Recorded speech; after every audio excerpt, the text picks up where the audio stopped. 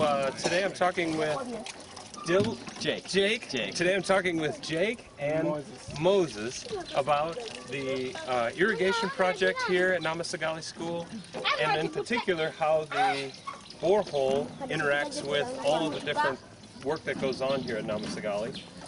Can you guys explain a little bit first about the borehole and its value to this school? Okay. As you can see, some water runs off from the borehole into a cistern. The cistern is about 2 meters deep. It can hold around 1,000 liters of water. So always there's a line, as you can see. There's a line. So when people come to collect water for irrigation, we don't want them to line up. So they just go straight to the cistern, collect the water, and go and irrigate the crops. But when we came around, we found that the cistern was almost full of silt. It's 2 meters deep, but it was 50 centimeters deep. That is 3/4 way. And so your project this year was to clean it up, and then devise the means of blocking it from going to the trough. So what you see here is your guys' answer to that sediment issue, wasn't it? And as you can see, it's doing its job. This would have been we put this yesterday but one. Really? Yeah, and you can see how much has collected. So we're also planning to put a cover on the cistern, because the kids always wash their feet from there, and so they add more dirt.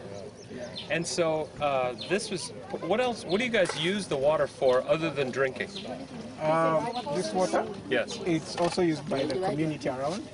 It's not just the school. Water source. And then for irrigation, yeah, you use it for irrigation. Can you explain that a little bit quick, Jake? Right.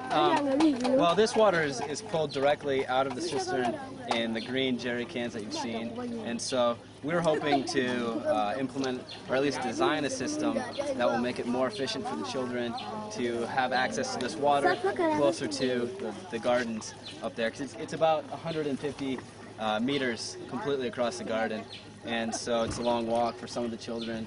So we hope to design a system, one that will collect rainwater from all the roofs, and we've calculated just by rainfall charts the volume of water that we could collect in a given amount of time.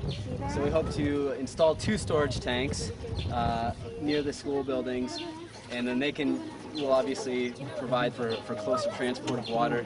And then we also are hoping to invest in a system of about 100 meters of hose, which it's about 100 meters from the borehole to the corner of the school building, which is where one of the tanks would be. So we could connect the hose to this pump and pump water directly to the tank.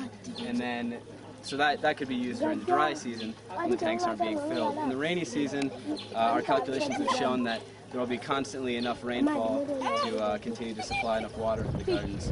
So implementation of our design probably won't happen this year, but we plan to have the design and all the materials laid out for next year's group. So hopefully they can start on that right away and get a good start on that. And really, the irrigation is an ongoing process, and it needs to be done in steps, I think. Tell me quickly, what did you guys learn from working together? I've learned a lot from Jake. I don't know, but the calculations, most of the calculations, we did them. I learned that from him. I'm a food scientist, so I don't do a lot of calculations. And I've also learned how to put in the nails. The nails we use here very long, and every time you hit it, it bends. But Jake here has a way of hitting the nails, and they don't bend, so you hit them hard, they get in instead of bending. Right. Yeah. How about you, Jake? I'd say the biggest thing that I've learned, and not just specifically to the irrigation group, but to working with both my Ugandan counterparts and my Iowa State partners as well, is just that in this culture, back home you see a problem and odds are you have a tool that can fix it. Here, when we came out to build this fence, we don't have a post hole digger. What are we going to use? So I'm thinking, what are we going to dig this with a shovel or what? But Moses knew right away, no, we're going to dig them with pungas. He knew the answer to that, and so I think my eyes have definitely been opened to thinking outside the box. So, and over here, these guys are good at it. So. Thank you.